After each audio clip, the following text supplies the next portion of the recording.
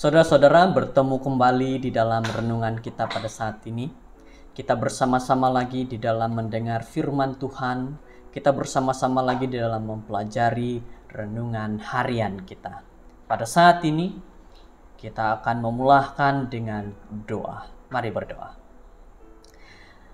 Bapa yang penuh kasih, kami terus berdoa, kami terus berserah, karena kami tahu ya Tuhan, Engkau yang memimpin kami, Engkau yang menyertai kami, Engkau yang terus membawa kami lebih dekat kepada Engkau.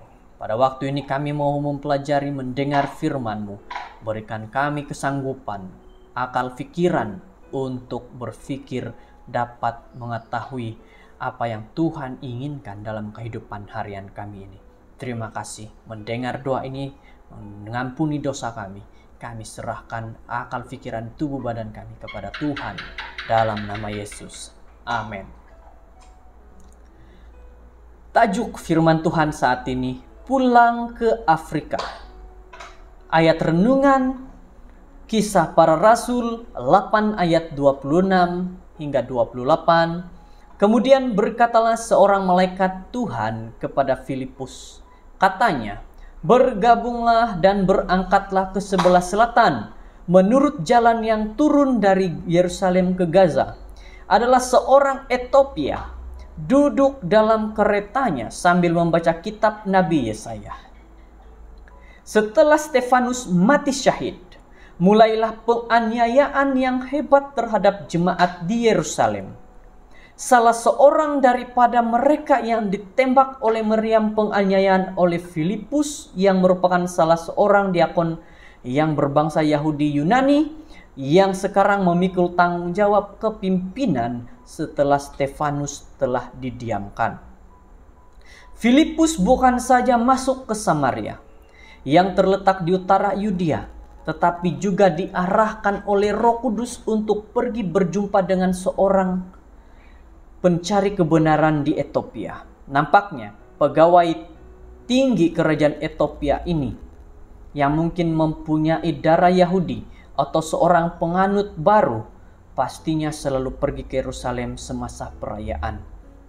Yudaisme tradisional amat sukar menerima kes pegawai tinggi kerajaan Etiopia ini. Bukan saja mereka karena dia mempunyai kulit yang lebih gelap, tetapi status sebagai seorang sida-sida akan menghalang dia daripada upacara-upacara tradisi bait suci. Dalam Ulangan 23 ayat 1 kita boleh lihat.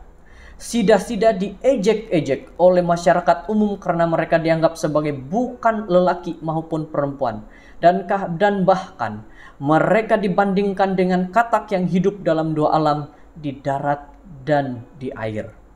Sida-sida ini mungkin menerima penerimaan yang pelbagai daripada Yerusalem. Namun Tuhan melihat kelaparan di hatinya dan dia mengutus Filipus dalam perjalanan untuk memberi kenyataan yang indah bahwa Yesus ialah penggenapan hamba yang menderita seperti yang digambarkan dalam Yesaya 53.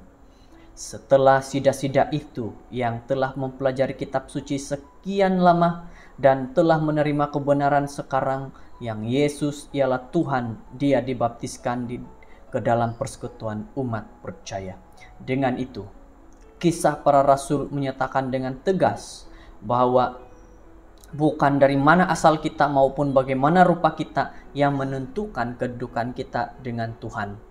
Hanya satu-satunya kriteria sama ada kita dianggap sebagai anak mujizat Abraham atau tidak adalah iman kita kepada Yesus. Shalom saudara-saudara.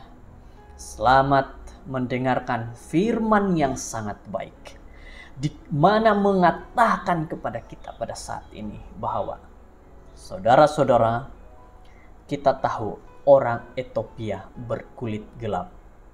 Tetapi firman Tuhan tidak pernah melihat kau berkulit hitam, kau berkulit coklat, kau berkulit merah, putih, atau apapun kulit warnamu. Tuhan berkata, firman-Nya untuk semua orang. Tidak kira apapun warna kulitmu, semua orang layak menerima firman Tuhan dimanapun mereka ada pada saat ini. Jadi, saat kita mengabarkan firman Tuhan, saudara-saudara, mari jangan hanya melihat mereka tentang status mereka, tentang bangsa mereka, tentang jawatan mereka. Kabarkan firman Tuhan ke semua orang.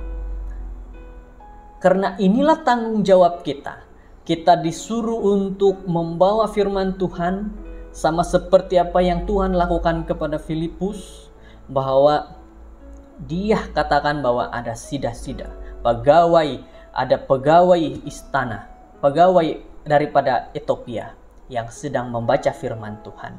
Apa yang disuruh? Pergi, dekatlah dia. Saat ini kita juga dibawa oleh Tuhan, diajak oleh Tuhan.